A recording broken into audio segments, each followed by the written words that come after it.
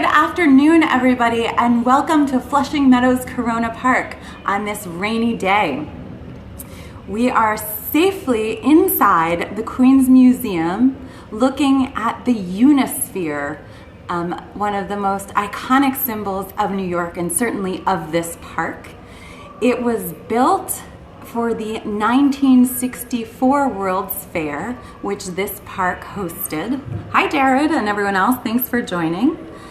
And the building that we're in right now, the Queen's Museum, was originally built for the 1939 World's Fair as the New York City Pavilion. We're going to take a look around. It's been converted into a museum, and it's most famous for the New York City Panorama, which is a scale model at a ratio of 1 to 1,200 of New York City. Each and every building is represented amongst it, and so are all the parks. So we're going to take a ground level tour of the Panorama of New York City. Everyone, yeah, gents, it's going to be fabulous. You should share, because it's going to be a really exquisite and unique view that you don't ordinarily get to have even when you come to visit the museum. I'm Adrienne Sass, and I'm here with Pema from the Queen's Museum, who's going to show us around. First, we're going to take a look at the artwork on display and the permanent collection, as well as the exhibit here right now, and then we're going to go to the panorama. Yeah. It's going to be great. It's going to be All great. Right. Let's turn it back around. Hi, everyone. Welcome to the Queen's Museum. So we just entered in from the Parks entrance. This is the main space of the museum, and this is the first time that we've had one artist take over the entire space.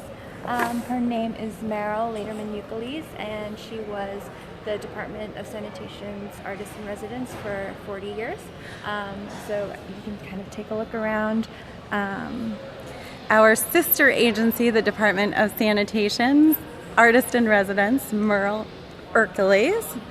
And this is step as you go down. So, go ahead. Her work is filling in this main atrium, which was recently redone. This building the museum used to take up only half of the building. The other half was an ice skating rink. Now we have an ice skating rink at the other end of the park, and the entire museum is dedicated to art. Exactly. So this is the beginning of the exhibition. Meryl started her whole practice from this manifesto for maintenance art. She was a woman and an artist, and became a mother, and decided that actually this care for my child is my practice, it is my art, and all of her work stems from this maintenance art manifesto. And over this way, can you introduce yourself? People are asking, who is the curator? It's me. I'm Pema. I'm actually the digital media and communications manager here at the Queen's Museum. So I can not speak about the work in as much depth as the curators, but I'm happy to show you guys around. And definitely check it out on the website as well, queensmuseum.org. Queensmuseum.org is where you can find more about this temporary installation featuring Meryl Laterman-Euclides' work as the artist in residence for the Department of Sanitation, and about the permanent collection here. And this exhibition will be up until February, so also do come visit when you like. So Meryl started working with Department of Sanitation workers directly. You can see behind you, Adrienne, I make maintenance art 1 hour every day. Let's take a closer look. You're welcome, Brinkley, Dana, and Tom Eagle. So these are Polaroids of maintenance work and what Meryl did was she asked the maintenance workers to take a photo of a day, a part of their work day, and then you decide if this was maintenance art or not. So you're getting a really great close-up look of it. Of course, this is in the days before Instagram. Yes, exactly. Or Periscope, for that matter. Yeah. She works in so many media. Yeah, she really does. And actually, speaking of, this sound piece that you hear is birds that are native to Fresh Girls Park, which Meryl is the artist who is taking over the public art in Fresh Girls Park, and this inner atrium is all about that, and her process and the documentation of it. And of course, Fresh Kills Park will soon be open to the public as the largest park on Staten Island. It was once the largest landfill in the world, so an appropriate place for the Department of Sanitation's artists in residence to sort of use as a muse and a subject and inspiration. And she created some incredible work while inspired by that landscape. Yes, there are no birds live in the museum, but it's part of a soundscape that the artist designed. It sounds very real. I really like hearing it every day. And the museum is so open and airy now that it you almost believe that they could be in here and in the park. So of course it all makes sense. So over this way we have another piece of the 1939 World's Fair. It's a model of the watershed. And it's basically how New York City gets its water from what Adrian was showing you, this watershed upstate, and through a system of aqueducts, the water that we drink every day comes down to New York City.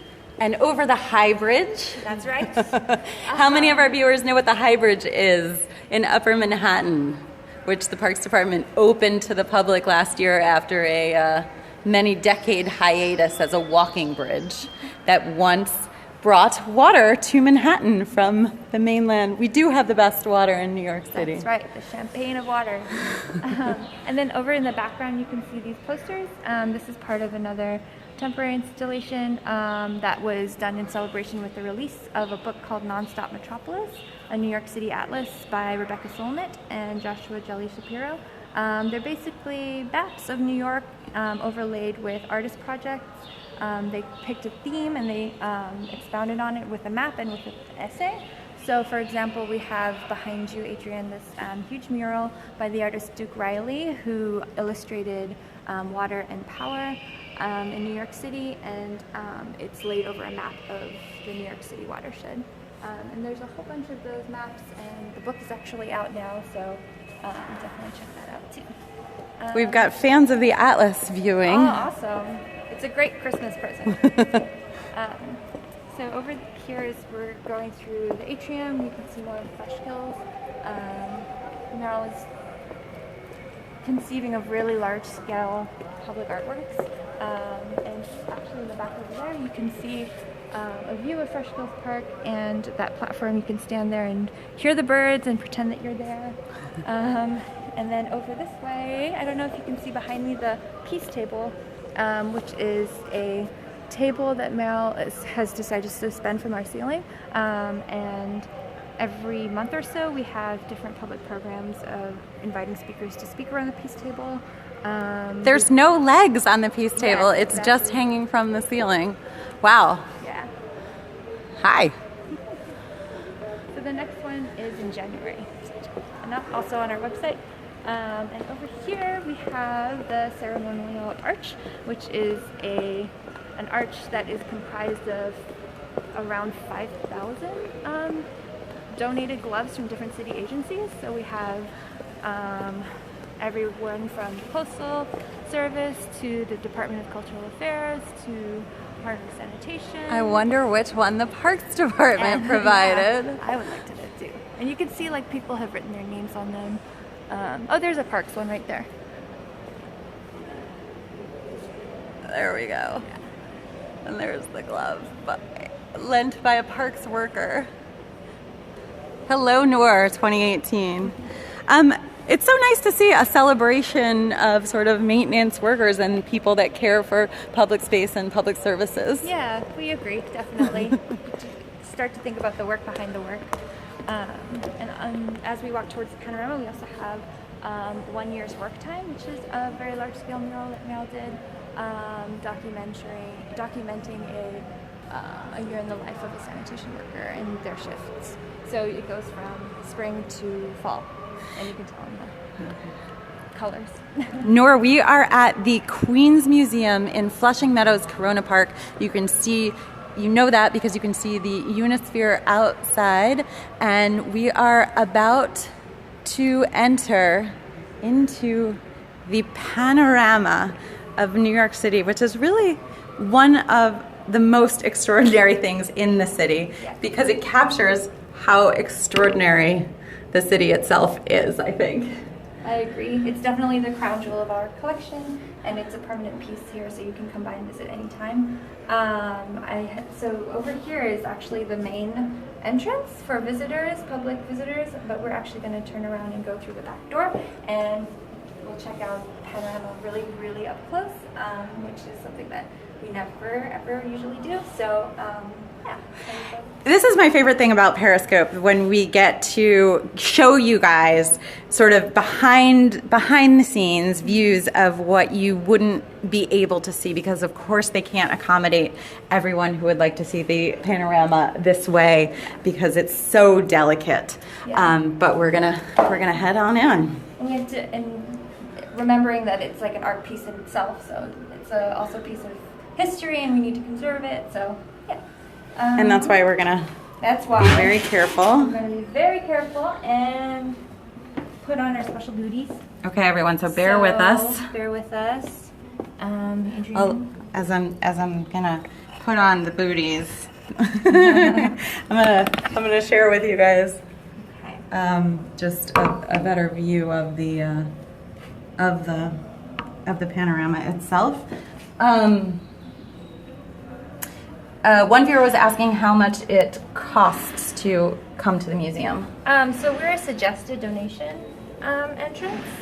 It's $8 for adults, students and kids come in free. And if you have an NYC ID too, you can come in as a member for free. All right, hold on, you guys. I thought I was going to be able to do this a little better, but no. Bear with us. So again, we're about to head to the panorama and get a ground level view of this scale model.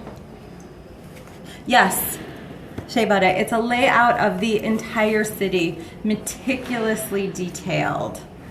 Every single building that was in New York City in 1964 is depicted there, and then there was an update that they did in 1992. And sorry, you guys, I didn't think this would take so long, but we do need to be extraordinarily careful.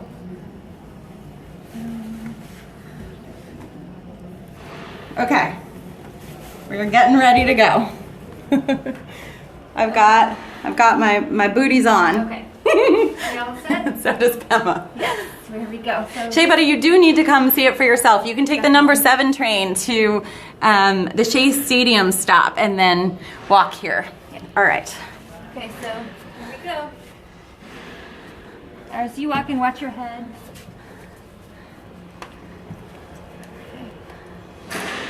Let me close the door behind you. Easy 64. Thanks for watching. Feel free to share, you guys. This is really such a special treat. I myself am so excited to be here and to be able to capture this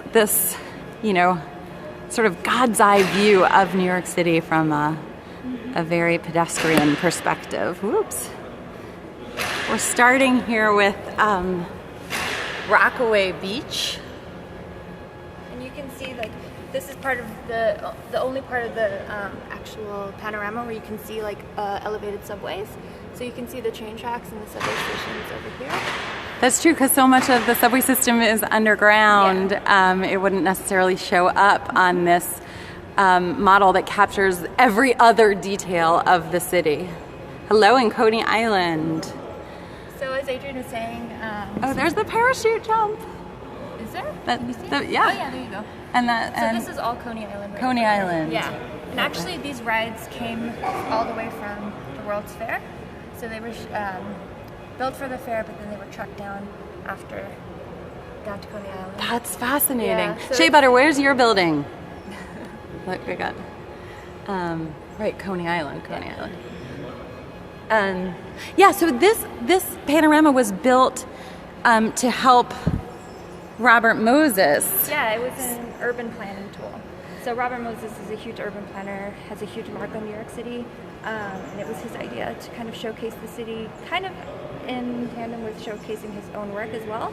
You can see like the bridges are painted in white because he built them. he built them. Let's take a closer look. Okay, we're being very careful not to step on the boats that are in the harbor here. You can see my shadow. Of course, here's Staten Island. And right in the middle of Staten Island is Fresh Kills Park, which is the park that inspired Merle Ukeles, the artist that's being featured in the museum right now, because it was once the world's largest landfill, and is being converted into a park. And Staten Island is actually pretty great too because you can see like hills and bumps and ridges, which a lot of the rest of the boroughs are very flat, and it's very like apparent when you see it here on the panorama, especially from this angle. The topography of the landscape. Okay, so there's Staten Island, which means this is the Verrazano Bridge in white as a tribute to Robert Moses, the planner. Shea Butter, not everyone can do this. This is a very special treat that the Queens Museum is offering NYC Parks Periscope followers. The general public, of course, is welcome to see it, and they can, like these people are doing, walk all the way around the city, but not actually through the waterways as we are doing now. You know, I was speaking to the Parks Commissioner this morning, and he told me that he saw this when he was 4 years old and came to the 1964 World's Fair, and that it inspired his career path as an urban planner himself. Amazing. I love to hear that. Probably when he visited, the ramp around used to be a helicopter ride. Yes, he said it was. Yeah. So you'd like hop automated in and get a helicopter's view. So here we're traveling along Shore Parkway. You can see all the green, and then we get to the more industrial part of the Brooklyn waterfront, which the Parks Department has been making inroads into and building parks that provide waterfront access for the people of New York City. We are so close. It's so exciting. I feel like a giant. Here is Brooklyn Bridge Park. We had a question about how this is updated. Pema, can you maybe explain? Because Brooklyn Bridge Park is relatively new. Yeah, and you can see the color difference between the park and the older parts of the panorama. So we updated kind of piecemeal. We did a very big update in 1992, which was a multi-million-dollar project, and if we wanted to do that again, it would be very expensive. So we kind of get donations, and pieces are added as they're built for the actual city. So as you can see over here, which Adrian's coming to shortly, is that we still have the Twin Towers up, kind of in memorial. So there's things that are actually here and things that in the city and things that aren't. Battery Park City is also a relatively new part of the panorama. So it's kind of interesting because this is a city that doesn't actually exist. This isn't like New York in 2016. It's parts of different eras, different years. And Mitchell Silver just joined. Commissioner Silver, we just told the story of how inspiring this exhibit was for you when you saw it as a 4-year-old at the 1964 World's Fair when it was first displayed, and that it inspired your career path to become a planner. Check out this view. We are at the southern end of Manhattan, looking north, as it were. The towers are still up. It's I think, a fitting memorial to have them there because they did make such a mark on the city. And then you can just get down and see the detail of all the other buildings. There's one State Street, I think, which is at Battery Park. And right there, that's Bowling Green, which is New York City's first park, in fact. It doesn't have a fence up. There's an original fence. All right, let's travel up the west side of Manhattan. And you can see also with this close-up that these buildings are made out of plastic and wood. And it took about 4 years to build. 4 years. You can see every single detail, like there's little cars, little trains, there's little boats. And this all existed before Google Maps. Exactly. So it's really just a wonderful way to get a comprehensive understanding of the grandeur of New York City. Every inch of this panorama represents 100 feet. And there's so you can no see the error. Empire State Building right there is 15 feet. 15 inches tall. So it's 1,500 feet. And what are the lights blinking in the background? So that's actually a temporary exhibition too. It's part of the Merrill Manucoli's maintenance art exhibition. These are maps of a performance that she did where she shook the hand of all 8,500 sanitation workers in a year. Oh, wow. So each of these lights denote the path that she took. So each sweep took her through every single borough, and as the lights change, you can see the different sweeps. How many people did it take to build the model? We have viewers So asking. it took over 100 full-time workers, about 4 years, and that's everything from getting together the information and the research and building the actual models by hand. The buildings are made of wood originally, and now some are plastic. Yeah. 4 years, not 40 years. Yeah, 4 years. So we've traveled up the west side, which means we're getting a great view of Riverside Park. Where are the ball fields? I guess we're up around 110th Street because we've reached the top of Central Park, which spans on down to 59th Street. And how many buildings are represented here? About 900,000. 900,000 buildings, a couple dozen bridges, and 29,000 acres of parks. I've heard that there's 100 bridges on here, which is crazy. 100 bridges. Yeah. Noaxo thinks that's incredible. I do too. Is it possible to get the Beaux-Arts details of Grand Central? Jared Hatch wants to know. Let's go look for it. We are, as we walk along, we're sticking to the waterways. So where would Grand Central be? Right in. So there's Bryant Park. There is Bryant Park.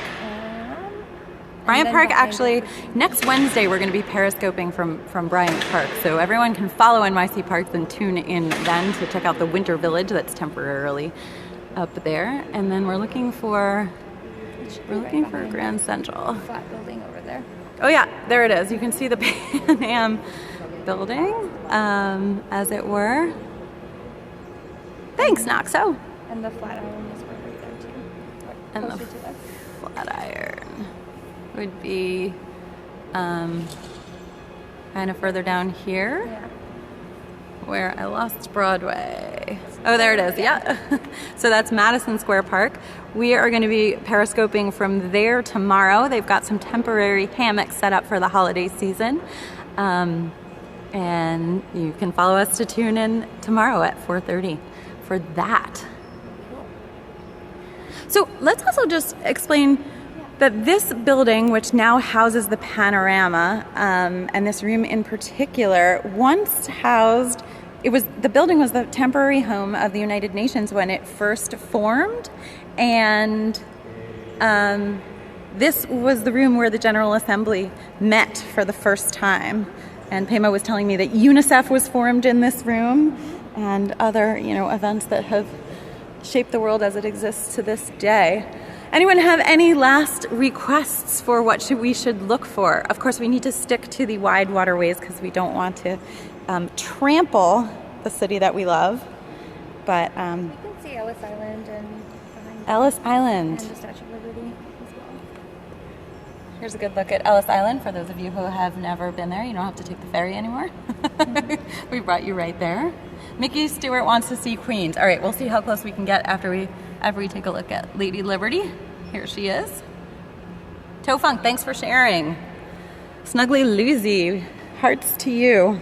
Okay, carefully, carefully. What's the best way to get to Queens? So I guess we can go over this way because technically we will be in Queens over at the Rockaways and Okay. the Jamaica Bay Sanctuary. All right, and we'll look for Bedford Avenue. The yeah. Bedford Avenue route is being requested. We can do that. So Bedford probably is one of these main boulevards. Hard to pinpoint which one it is. You cannot see the street names, Shea Butter. Okay, here we have the Rockaways. Yeah.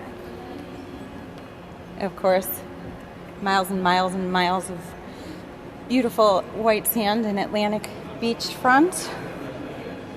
And over here is Floyd Bennett Field. Floyd Bennett Field. And now we're just kind of wading in Jamaica Bay. Yeah.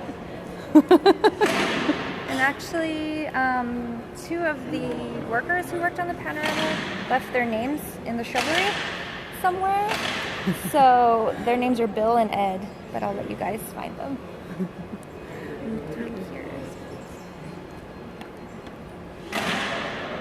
And here we are in Queens proper.